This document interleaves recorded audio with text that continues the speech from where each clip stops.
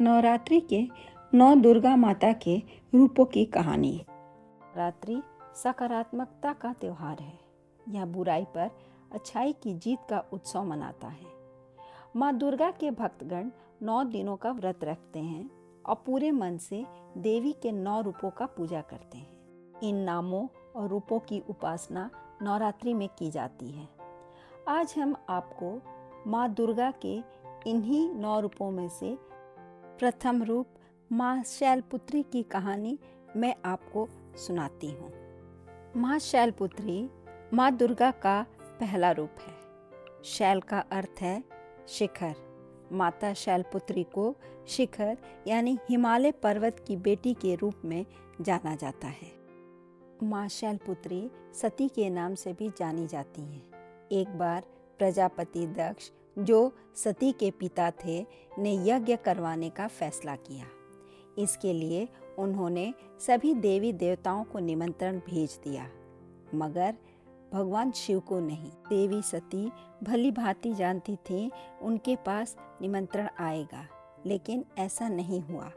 वो उस यज्ञ में जाने के लिए बेचैन थी, लेकिन भगवान शिव ने मना कर दिया। उन्होंने कहा कि यज्ञ में जाने के लिए उनके पास कोई भी निमंत्रण नहीं आया है और इसलिए वहाँ जाना उचित नहीं है। सती नहीं मानी और बार बार यज्ञ में जाने का आग्रह करती रही। सती के ना मानने की वजह से शिव को उनकी बात माननी पड़ी और अनुमति दे दी।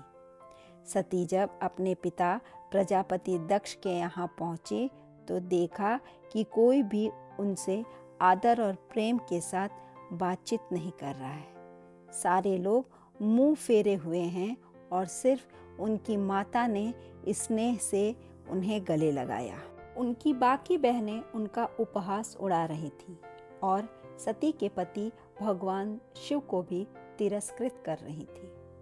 स्वयं दक्ष ने भी अपमान करने का मौका ना छोड़ा। ऐसा व्यवहार देख सती दुखी हो गई। अपना और अपने पति का अपमान उनसे सहन न हुआ और फिर अगले ही पल उन्होंने वो कदम उठाया जिसकी कल्पना स्वयं दक्ष ने भी नहीं की होगी। सती ने उसी यज्ञ की अग्नि में खुद को स्वाहा कर अपने प्राण त्याग दिए। भगवान शिव को जैसे ही इसके बारे में पता चला तो वे दुखी हो गए। दुख और गुस्से की ज्वाला में जलते हुए शिव ने उस यज्ञ को ध्वस्त कर दिया।